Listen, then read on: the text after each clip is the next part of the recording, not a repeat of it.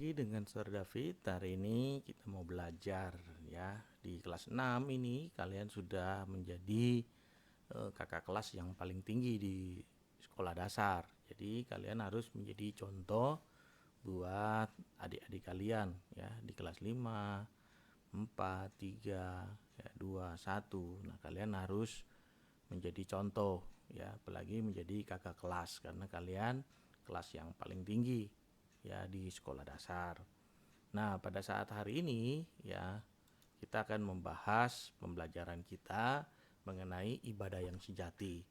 Nah, bagi kalian yang punya Alkitabnya, kalian baca dulu ya. Kita akan sama-sama buka Alkitab kita di pelajaran pertama mengenai ibadah yang sejati.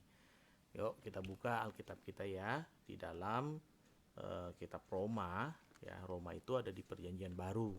Jadi kalian udah harus bisa membuka Alkitab ya di mana gitu ya. Nah, kalian sudah belajar.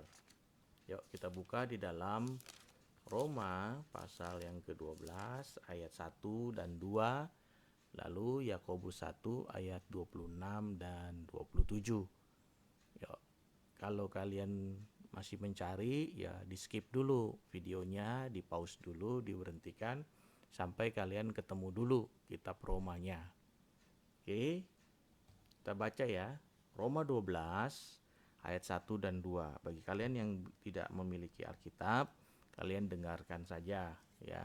Saya berharap kalian juga sudah memiliki Alkitab ya supaya kalian bisa mengikutinya.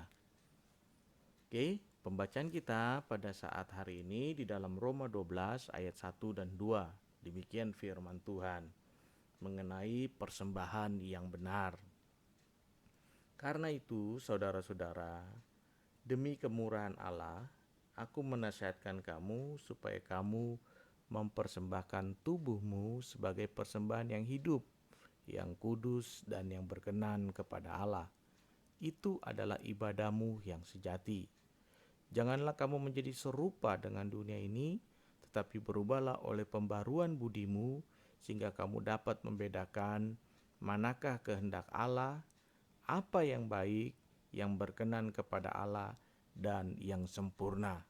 Nah, pembacaan kita di dalam kitab Roma mengenai persembahan yang benar itu merupakan ibadah kita yang sejati jika kita memiliki ya, atau kita hidup di dalam kebenaran dan kita hidup dalam kekudusan dan kita hidup dalam perkenanan Allah. Nah, sekarang kita baca di dalam kitab Yakobus, masih di dalam Perjanjian Baru. Ya, buka kitab Yakobusnya ayat 1 pasal 1 ayat 26 sampai 27. Ya. Yakobus 1 ayat 26 dan 27. Ya, kalau kalian masih mencarinya, kalian bisa skip dulu sampai kalian temukan. Ya, baru kita baca sama-sama. Oke, dengarkan kebenaran firman Tuhan di dalam surat Yakobus 1 ayat 26 dan 27. Demikian kebenaran firman Tuhan. Jikalau ada seorang menganggap dirinya beribadah tetapi tidak mengekang lidahnya, ia menipu dirinya sendiri, maka sia-sialah ibadahnya. Ibadah yang murni dan yang tak bercacat di hadapan Allah, Bapa kita, ialah mengunjungi yatim piatu dan janda-janda dalam kesusahan mereka dan menjaga supaya dirinya sendiri tidak dicemarkan oleh dunia. Nah, kebenaran firman Tuhan datang dalam hidup kita. Jadi ibadah yang sejati itu ibadah yang memang benar-benar berkenan kepada Tuhan, ibadah yang benar dan ibadah yang kudus. Ya, jadi kalau kalian baca di dalam kitab Roma dan Yakobus, ini memiliki banyak kesamaan supaya kita tidak menjadi serupa dengan dunia ini. Nah, saat hari ini kalau kalian bisa simak cerita di dalam buku pelajaran kalian, nah kalian lihat nih ya di sini ceritanya itu kalau kalian baca ya, suatu hari sepulang sekolah Anto berjalan dan melihat seorang bapak yang tidur di emperan toko. Bapak itu sedang sakit. Ia mendekat dan berdoa dalam hatinya, "Tuhan, kasihan sekali bapak ini. Mengapa ia sakit? Tolonglah bapak ini." Lalu ia melanjutkan perjalanan dan bertemu dengan seorang nenek sedang menarik gerobak yang berat. Nenek itu adalah seorang pemulung. Anto memandang si nenek dan berdoa dalam hati, "Tuhan, mengapa nenek ini bekerja begitu berat? Ia sudah tua, tolonglah nenek ini." Nah, lalu selanjutnya ia bertemu dengan seorang anak perempuan kecil yang sedang mengais sampah. Ia melihat anak itu membuka bekas bungkusan makanan dari tong sampah dan memakan sisa nasi yang ada dalam bungkusan itu. Anto kembali bertanya, "Tuhan, anak kecil ini kelaparan. Mengapa anak ini kelaparan sehingga ia harus makan dari sisa makanan yang ada di tong sampah?" Akhirnya, Anto tiba di rumah.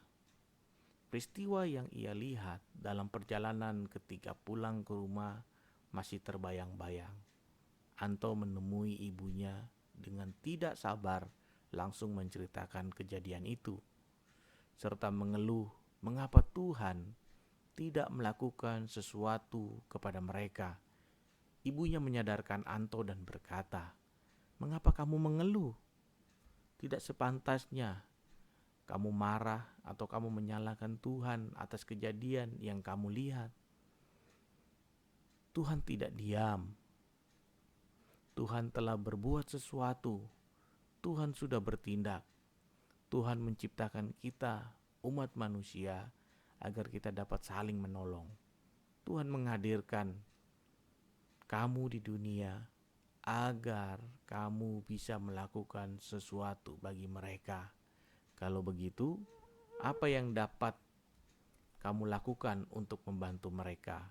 Nah, ada pertanyaan yang menarik di sini, ya, kalau anak-anakku baca, ya, Tuhan menghadirkan kamu di dunia.